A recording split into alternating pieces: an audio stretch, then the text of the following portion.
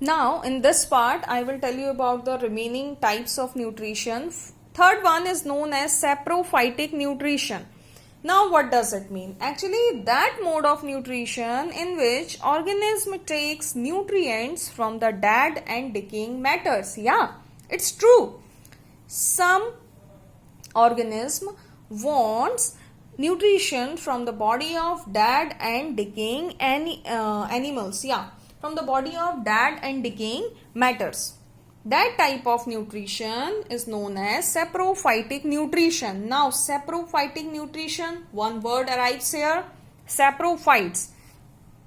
Saprophytes means who depend on dead and decaying matter for their survival. They all known as saprophytes. Means who will depend on dead and decaying matter for their survival is known as saprophytes, and this type of nutrition in which organism depends on dead and decaying matter for their survival, for their nutrients is known as saprophytic nutrition. Example, in example we can see example of fungus. All of you can easily see fungus. Fungus can easily grow on pickles. You can easily see fungus on bread after 3 or 4 days, over the clothes. And in rainy season, mostly fungal spoils a lot of things in our home. So, fungus is also comes under the category of saprophytic nutrition, and it's also a saprophyte. Fourth and final type of nutrition, heterotrophic nutrition, is known as symbiosis. Symbiosis, actually what happens in symbiosis, there are a lot of organisms, or especially for two organisms I will tell you, but there is a lot of a lot of organisms are here who lives together. Yeah, they lives together and they share a lot of things with each other, such as sharing of shelter, sharing of nutrients. This type of relationship is known as symbiosis. Yeah, symbiosis, that type of relationship in which two organisms lives together, they share a lot of things with each other, and in a lot of things we can easily count mainly two things. First one is shelter, second one is nutrients. This type of relationship is known as symbiosis, and in this symbiosis, when they will get nutrition with the help of each other, it's known as symbiosis nutrition. Now, one term comes here, symbiont. Symbiont means that two organism or that organism who lives together is known as symbiont.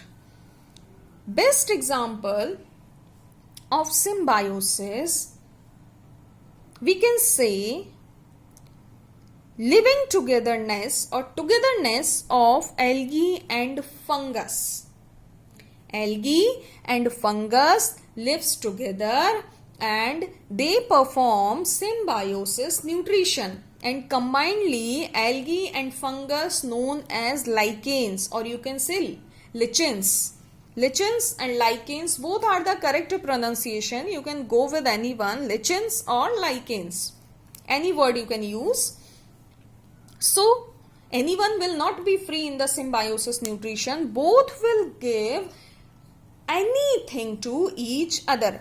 Now, here you can say algae provides prepared food to fungus in this symbiosis nutrition. And what fungus provides? Fungus provides shelter, water and a lot of minerals to the algae. Then algae makes food, they prepare food and provide that food to fungus. They both contain symbiosis process. They both perform symbiosis process. Now, the last and final topic of our chapter, who named as how plants get nutrients from the soil. How plants get nutrients? You will tell me, ma'am, with the help of manures and with the help of fertilizers, easily plants can get nutrients. Yeah, it's important. Yeah, it's true. But as we all know, spreading of manures and fertilizers in the field is very, very important for the formation of plants, For the growing of plants, for the growing of crops, these manures and fertilizers are very, very important. And what they manure and fertilizers contain? They all contain a lot of things with mainly nitrogen, potassium and phosphorus. Plants can easily adapt a lot of things such as carbon dioxide, oxygen gas, a lot of things, but mainly manure and fertilizers contain nitrogen, potassium and phosphorus. Actually, there is a quality in plants. Plant cannot use nitrogen as carbon dioxide, means as all of you studied in photosynthesis that plant inhale or plant absorb carbon dioxide gas directly, but this never happens with the nitrogen gas. Plants can't get nitrogen gas directly in their body for the growing of plants, for the growing of crops. So actually they just want the soluble form of nitrogen for their growing. For the growing of crops, for the formation of plants, plants want soluble form of nitrogen. So here is one bacteria present, that bacteria named as Rhizobium. This is a bacteria who takes atmospheric nitrogen and convert it into usable. Actually, this Rhizobium lives in the body of plants, or not in the body, we can say in the soil where plants grown, where crops grown, and this bacteria is directly responsible for the converting of nitrogen gas into soluble nitrogen or into liquid nitrogen, because easily plants and crops can easily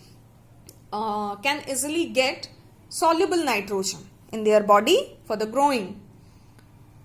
So Rhizobium can't give all these things for free, means free, yeah, I will do for you, means he never ever says to plants and crops that I will give you the soluble nitrogen, I am very great. No, actually Rhizobium and the plants and the soil carry on the symbiotic relationship.